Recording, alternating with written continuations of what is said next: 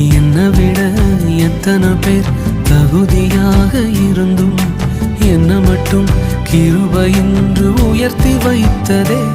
உங்க கிருபை என்னை வாழ வைத்ததே. உங்க கிருபை என்னை தூக்கி சுமக்குதே. உங்க கிருபை என்னை வாழ வைத்ததே. உங்க கிருபை என்னை பாட வைத்ததே.